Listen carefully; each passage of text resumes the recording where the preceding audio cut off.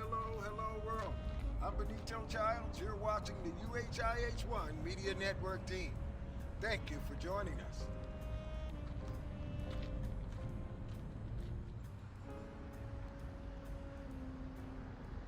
Both your numbers. Yeah, most definitely. Because we just talked about that. Cause we have a lot of artists. I sat with RJ Fox on the Fallen Funkadelic in his yard. He was like, "Dude, you want to hit the joint? Let me chill out now." I'm like, "We just meeting in person, dude. I don't want to smoke right now, but I know some." Well, Ben was like, "Yo, where that's what they do. That calms them down, gets them mellow." Well, because you'll hear it. You'll hear a lot of people talk about it for medical reasons, and I don't know a lot about marijuana, but even when you study in college. But Gigi just educated me this morning on have a more understanding of it than I had before. And so I definitely, as a therapist, I am not. I refuse to be in this field and be judgmental. I want to understand people's needs and be able to educate them on whatever I need to educate them on. We froze up just a little. Okay. So the more, like Gigi said, Rhonda, the more educated you are on something, and we were both thinking at the same time, the more knowledge I have, then the more I can pass on. Because the things that she was talking about this morning for people healing and things like that, I want to have an understanding. So if somebody's talking to me about it and they're like, well, this is what I'm going to do, I can say, hey, let me send you somewhere let me give you some information that will help you to be educated about what you're saying. You know what I mean? That said, in your current field as a professional therapist, We are, man. We are on. And that's fine. Yeah, okay. Ayurvedic medicine, is it considered an acceptable blend with your practice and methodology in the industry today? I don't think I can't answer for other therapists, but I think as a whole, in the field of therapy, that we're open. I can say for me, I don't know that all therapists are open. Gigi and I were just talking about this to understanding people on and issues, whether it's not about whether I agree with what somebody says. It's about having a better understanding of what issues are going on so that I can get to the core and help them in the best way, but also meet their understanding and meet their needs. Do you know what I mean? Like if somebody says, hey, and of course, I'm not talking about personal clients now, personal patients now, but I'm saying if somebody said, if you came to me, Bill, and you were like, hey, Rhonda, what do you think? I do this and I do that. And I do this for anxiety. Because you guys know, both of you know, people are looking for a healing. They're looking they're looking for peace. And not to cut you off, quite a few people are looking for a fix. A fix. They have seriously crossed the line with self-maintenance and total numbness and inebriation as a coping mechanism, pretty much just as a triggered autonomous reaction, to what we're dealing with in society today. That said, coming back to, we were having a conversation about marijuana, weed, cannabis, hemp. Is it called anything else? No, I think we're good with that. Yeah. No, there's tetrahydrochloride cannabinol. That's what it's called. When it's pressed into a liquid. Mm-hmm. She hasn't left yet. She's like, it has a scientific name.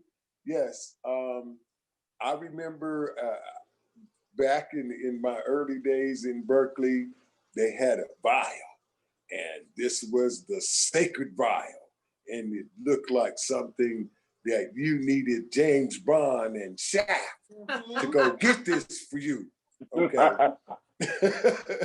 And bring it back in the briefcase, Wow. you know, with security and shoulder holsters, because they have brought you 100% tetrahydrochloride cannabinol. Okay. And this was the very early age of experimentation. Now, this is right after the professor of psychology at Berkeley University, Cal State Berkeley, stood on the so-called porch, passed out LSD, and told students of the psych department to tune in, turn on, and drop out. Yeah, and drop out. Yeah. Okay. Timothy So Leary, right? Yes, Timothy Leary, absolutely. Timothy Leary, Yeah. Professor Timothy Leary, head of the psych department. Okay. Yep. Now I'm just a young man when this is happening, but I'm inquisitive as all hell. I might be 14 when I find out about this, and I'm just curious as all hell. And I'm from that area of the Bay Area where it's the Berkeley Oakland borderline. So you got people over here at the campus making drugs, okay? And this is during the period of time where if you were studying avionics, you could be found outside on the lawn passing the frisbee, playing frisbee, yes, because you know it's an aerodynamic device we're studying. Yes. That's to say that as a society, we've been trying to figure out something that's gonna make you feel better, okay, for a long time. Now that said, of course, part of what we do is talk to musicians about the music business here on, you heard it here first, on the overall, but because Rhonda Clark is in the therapeutic healing field at this point in her journey, as well as being an accomplished musician and entertainer, songwriter.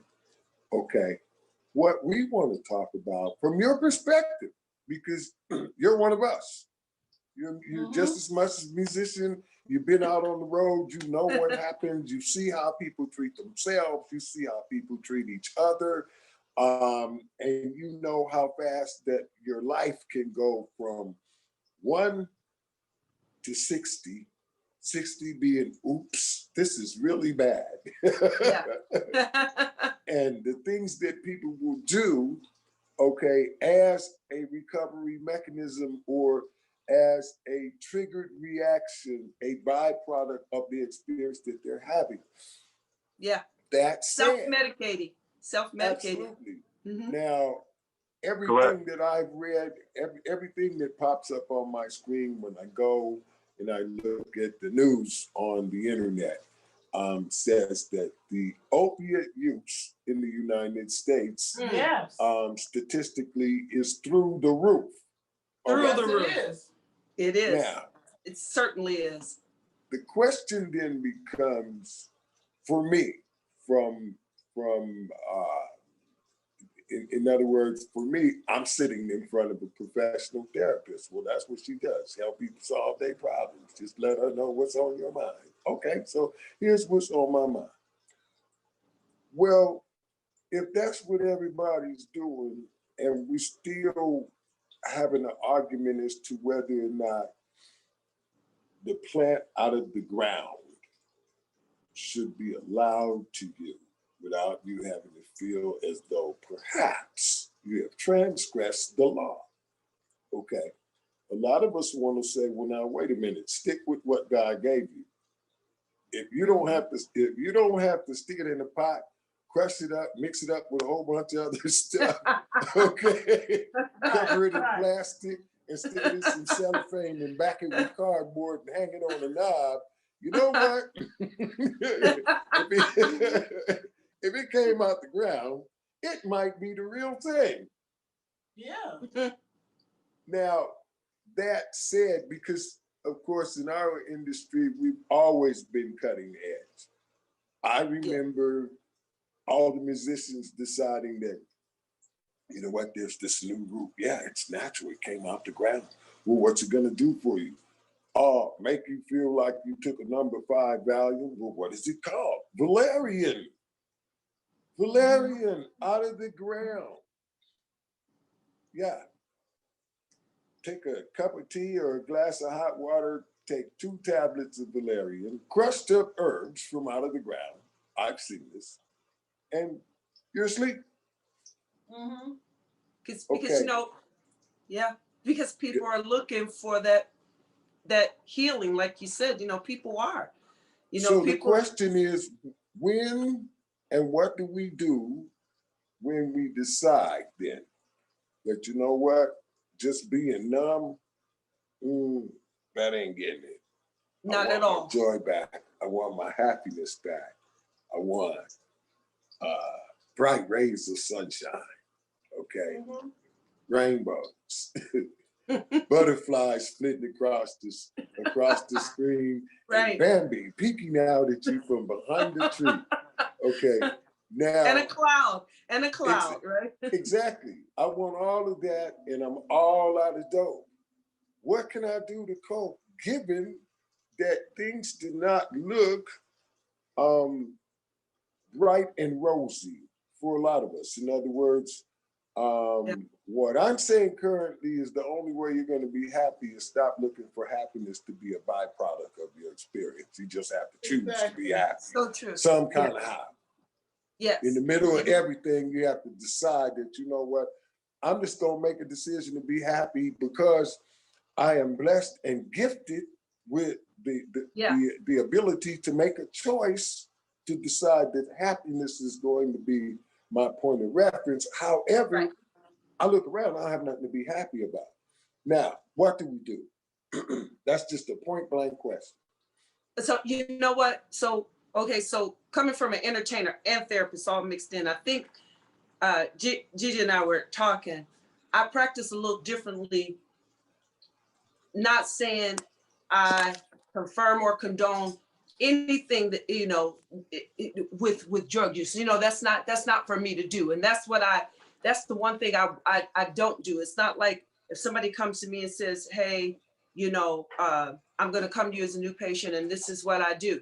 I'm going to work with them wherever they are because of what you said. I don't, you know, yeah, the fantasy looks like, can we really have the roses floating on the cloud, butterflies everywhere?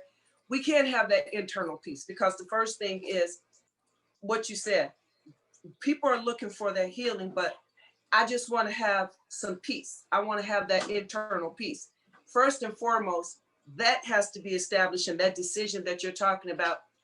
Can I be happy outside of in a relationship with this guy or you know, relationship, whatever relationship you have, outside of family, outside of friends, outside of mom and dad, outside. I need that internal happiness that really comes from me. You know, I could say from God, everybody may not have the same thinking, but I mean that internal piece that I don't care if you pick up a glass of wine, marijuana, opioids, that it really does not give you that internal peace that you really need for lifelong, healthy, sufficient living. The other thing is, I get what you're saying. We have an opioid addiction in the universe, basically, period. And now they've come out with marijuana being legal, and you have the arguments of both sides. The deal is that the more people are educated, the better this is what I believe, the better we'll have a better functioning society. People need to be educated. You spoke with Gigi earlier before the show, and she is very educated on a lot of these topics. And that's the key, getting people to where no matter what's going on, because now we know marijuana is legal, right?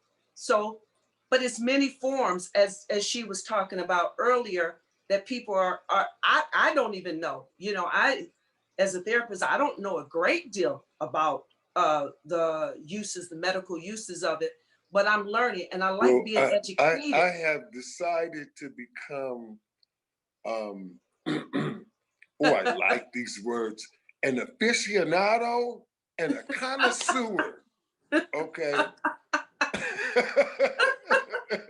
I love you. No.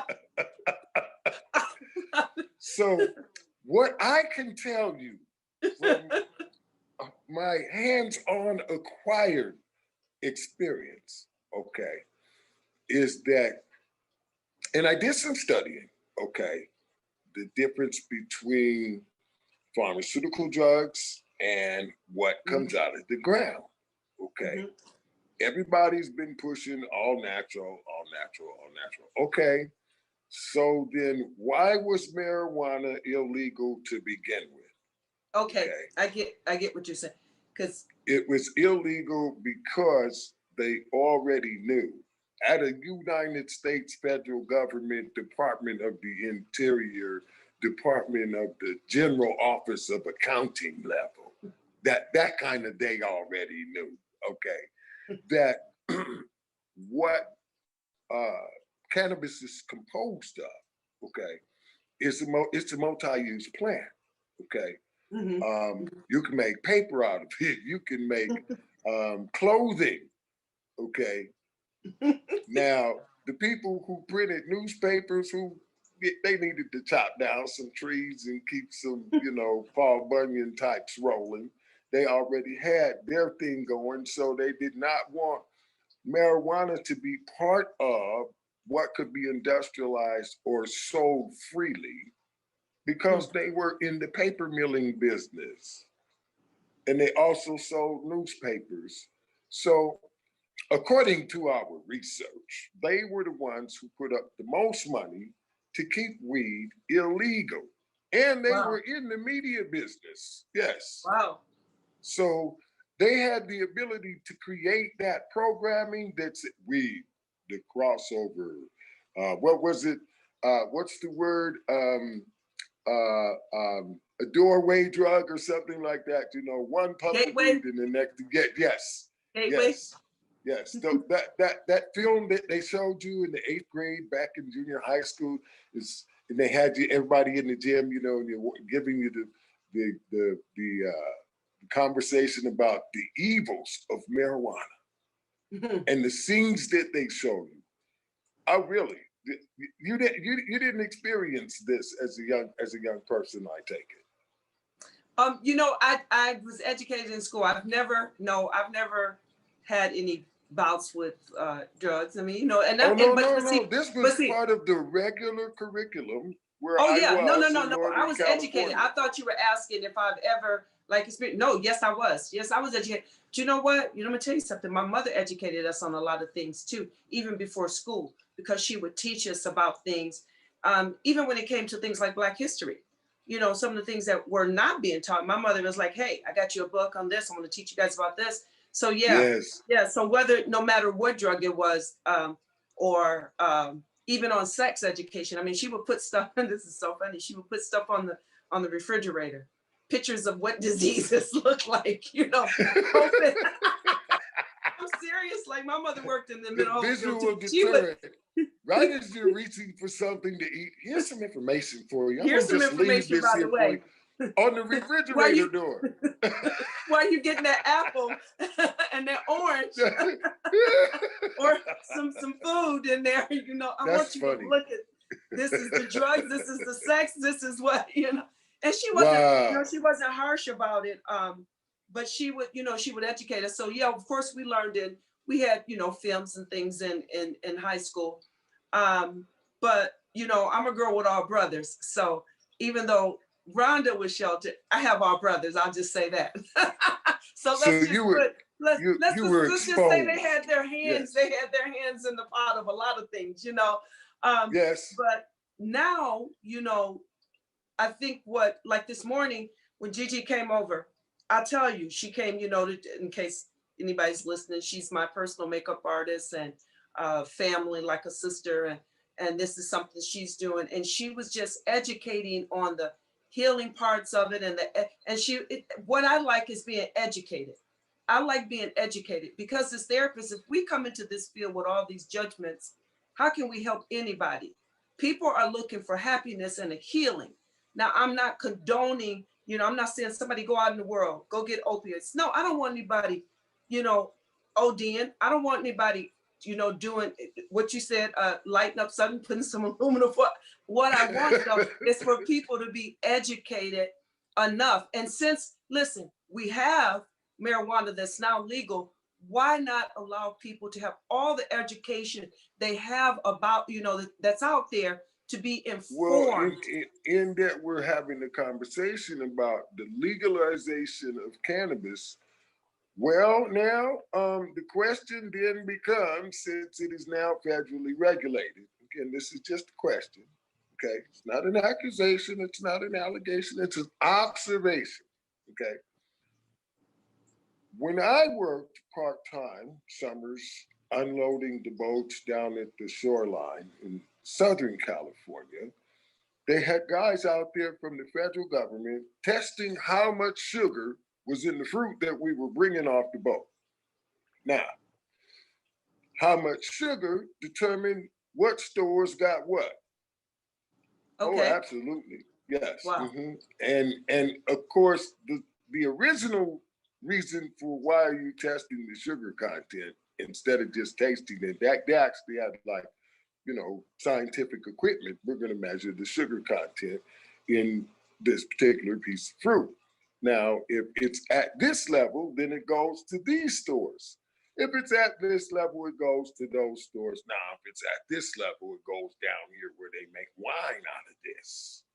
Now, if this is what is going on in the agricultural industry with the food that you eat versus the food that gets turned into something that you consume, okay, what is going on with our weed? If you need a license from the United States federal government, Department of Interior to grow the weed, and the people come and tell you, well, we'll give you the seeds, you'll be growing the weed that's federally approved. Now, what exactly is that? Now, here's why I went there, because this is my real footnote, if you will.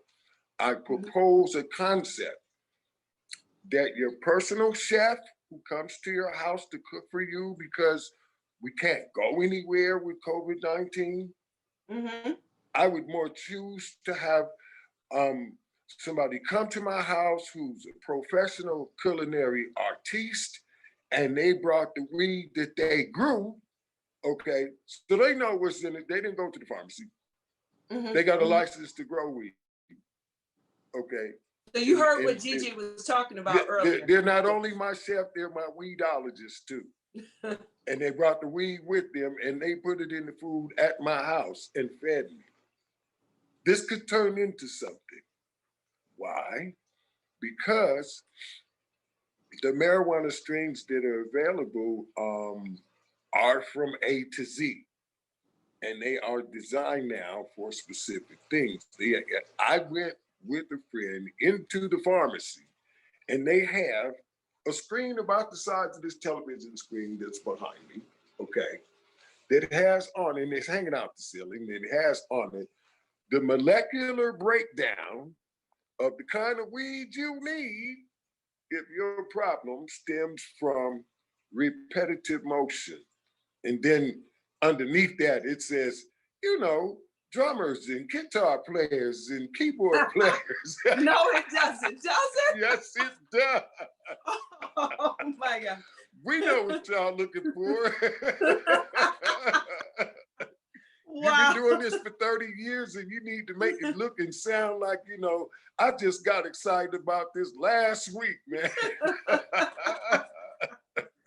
Well, you know, I want to jump into 1 minute too. You know, I know that there are some good medical treatments as far as for mental health, you know, pharmaceuticals that work. And I know it's still a struggle. The thing is, it is still a struggle with balancing those pharmaceuticals for anxiety, anti-anxiety medications, antidepressants medications, antipsychotic medications. And that is still a field that's still, that, you know, the pharmaceuticals they're still very much being studied because of the side effects, which, you know, they're good. But when I say good, I mean, they work for some people and some people, they have more of a struggle with it. Now, again, I want everybody to know I'm not talking about my personal patients or anything. I'm just talking in general. But for that reason, many, many times people are searching because, you know, everybody, and then you got to think, everybody's not going to see a therapist. Some people are not looking just, okay, I just want to sit here and I want to do drugs now. A lot of times people are sitting thinking, I just want to feel better. It's like what you said earlier. I want to feel better. I don't want to be anxious. I don't want to feel depressed. Okay, XYZ is going on in my life, but if I can have something to help me to relax my mind and feel better. So now we have a society of, yes, we do have a very, very, we already know, you know, opioid addiction is the numbers probably still in, I haven't even recently looked at the research on that, but I know we have signs up all over Michigan, or we did, with people who have died from opioid use. Well, I mean, so when you think about that, as not to cut you out, but when you think about it from an observational standpoint, with what would appear to be some level of inclusion, okay, on a worldwide level, man has been achieving the consumption of anything to inebriate him over a long period of time, to the point where it begins to look like it is part of the social economic infrastructure. It's part of conscious social programming at political programming, who gets what money and for what, when do they get it, what is it earmarked for? Because in other words, what I'm saying is at the end of the day, it looks like a whole bunch of, you know what, we just give everybody what's gonna make them feel better, okay. Get everybody stoned out their mind and then tell them that they're screwed. Yeah. Right. So, hey, I have a question. Yeah. Go ahead. Hey, coming from a child who had an addicted mother. Okay. And talking to her about certain reasons why she did those things. Yeah. And referencing what you just said, why do you think it has progressed into I just want to feel better versus I want to escape what's going on from before? I think as a professional therapist, I think people are learning that the escape is kind of, I don't want to say false, but people are learning. I think from what I'm learning as a therapist, just in general, that people know that there is no total escape. I think people are learning that there is no escape, or at some point they recognize that there is no escaping from everyday life. So the escape that you might hear on the news is somebody OD'd, right? My son shows me a couple days ago, he, I can't think of the rapper now, but my 21-year-old, he lets me hear this rapper who's amazing. And I guess he died earlier this year. My heart was broken. He was 20 years old. Opioid. Wow. Mm-hmm. I think it was opioid. I wish I had his name, because I looked at this kid and my son is like, Mom, you got to hear him. He is awesome. And I mean, this boy is rapping about his struggles in his song. I'm going to have to text you guys this, because you might want to even talk about it in one of your next shows. But he's in this song calling out for help.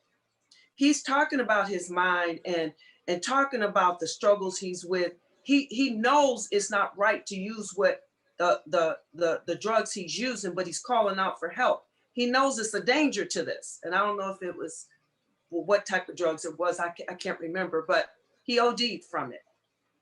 So the escape, you know, nobody, unless it's suicidal thinking, suicidal ideation, nobody is waking up saying, you know what, I just want to get high today and just kill myself. They're waking up a lot of times, and I can't say what people are thinking, you know, per se, but in general, people, as a human, we want to be happy. We want to have that internal peace. And when your mom, I'm happy that you talked to your mom about the things that you do, because it may give you a better understanding of what she went through, or what experiences in her life caused her to even want to self-medicate whatever pain or whatever issues in her life. Every child that comes from a home doesn't always come from parents who have addictions either. We're Right. individualized. And so we are all seeking happiness, right? That joy, that peace, you know, and the escape is one fashion of it. Hey, I just want to escape this pain. But the truth is, most humans, and I won't say most, as humans, we recognize that you escape it for how long? A few minutes, an hour. But the truth is, reality sets back in. So then it's that, okay, well, if I can just feel better, if I can just have some peace, you know, I may not be able to escape, but for a whole hour, but then that's the consistency in continuing to use. I can't escape it, but if I use it here or there, then I'll feel better, you know? So I don't know that it's a huge difference in the escape. I want to feel better, but I think it's interconnected because it's intertwined, because you recognize that the only way to escape truly is not to be here. And I'm happy that people don't think that, because somebody told me one time, if somebody could trade places with you from the grave, they would, right? That's a huge saying. And I keep that in my mind when I'm talking to people, and I use that to explain, you know, is it that you don't want to be here? Is it that you want to die? Or is it that you just don't want this situation to continue? What you'll hear in general from people is, many times, if they're not suicidal ideations there, it's, I just don't want to be here because I want this to change. And since this hasn't changed, then I want to change it. At least if I can feel better and deal with it in a day, then maybe I'll be better, which we know that doesn't really last. So the difference is, escape is like, take me away and it doesn't have to come back again. But the truth is, people are recognizing that there is no real escape from the reality that from day-to-day life, you know? There's no true total escape from pain, because as humans, we go through pain. We lose people. We look at COVID or the racial issues that are going on. Can we escape from that? No, no. But what we can do is learn to deal with life in a healthier way, so that we no longer have that I want to escape. And if something is helping, you know, in a legal way to make somebody feel better, that's one thing. But if something is deadly and then it's pushing them to the point of death, that's a whole nother thing. So I think the education needs to be there to where people are really educated on everything that's an option and a resource to help them with their mental health. Right. So there's more like, because I feel like maybe the opportunity to escape was there before versus something that makes me feel better. So I don't have to feel like I need to completely escape mentally, because my physical just, there's nothing I can Yeah, do. because I'm still here. Because I'm still, you know what I mean? So you think about it, yeah, because if I escape, I'm still here. And when I wake up, that's still there, that's still there, they're still there, this is still there. So how do I really escape? You know? You can't. You cannot. You have to make a conscious decision when you are plunging in and out of the reality that you are finding so unpleasant that you are distraught to the point where your coping mechanism is Yes. a triggered reaction to go and be numb or just feel better. In other words, Yeah. when the feeling better part runs out, okay, now we need to cope. Yeah. What would Right. happen if you took away everybody's stuff? I mean, that includes coffee and cigarettes now. Mm-hmm. Okay. How many people in America's workforce cannot get it together in the morning until after they smoked the coffee and drank a cigarette? Okay, there, now I got it together. All right. Right. What if you took it all the way, I mean all the way down to bare aspirin? Guess where you'll find out? No one's well. No one's well. I like how you stated that. Okay. I And love that. if we use that as a point of reference, as a template to work from, then we're really paying attention when we say, this right here might work. You see? And that's why I say, when it comes to the argument about the different resources in society, whether it's marijuana or pharmaceuticals, I love the fact that we have psychiatrists. Yeah, I love that. I love the fact that some medicines work for people. I love the fact that, we're in a different day where people are recognizing that, hey, we have to go back in and change some of the components of these medications because, lithium that was around 30 years ago may work for somebody now, but lithium was actually harsh years ago as well. And then some people that may be the thing that they use still to this day, that helps. But I'm happy that people have the resources that they have in this life of going somewhere and getting the education that they need so that they're knowledgeable and they have more understanding about the resources that are options or resources to them. Education is powerful. And that's the thing that, and I'm not, I don't want anybody out there to think I'm just talking book. No, I'm talking being informed on what your options are and whatever it is that you're seeking, making sure you know what it is and the repercussions of it or the benefits from it. But you need to know. I don't care if it's an antibiotic. You need to know, like, what does this do? Genetically, that was my mother allergic to it? Because when people come into a therapy, we probably have more of a history on that individual than maybe not, but maybe than not the medical doctor. But we want to know everything, because everything in an individual's life works together. The way they cope, their experiences as a child. When you talk about triggers, things that are triggers to them. Did it have to do with childhood? Did it have to do with adulthood? Did it have to do with a bad breakup? Do you know what I mean? Did it have to do with something you went through and nobody knew you went through? All your experiences, everything from the beginning of when you remember till where you are right now. We need to know, do you have medical issues? There are people walking around, they struggle mentally because they're struggling with physical illnesses. That's just a struggle. That's just the biggest struggle is somebody coming in that say they have a bipolar. If somebody is struggling with cancer or diabetes or whatever it is, that's a struggle too. It creates a mental stress. It creates anxiety. So, and again, like I said, I'm not talking about people that I service as a therapist. I'm talking about in general. I'm Benito Giles, and you're watching the You Heard It Here First. That's UHIH1ST Media Broadcast and Network Team. Thank you for watching.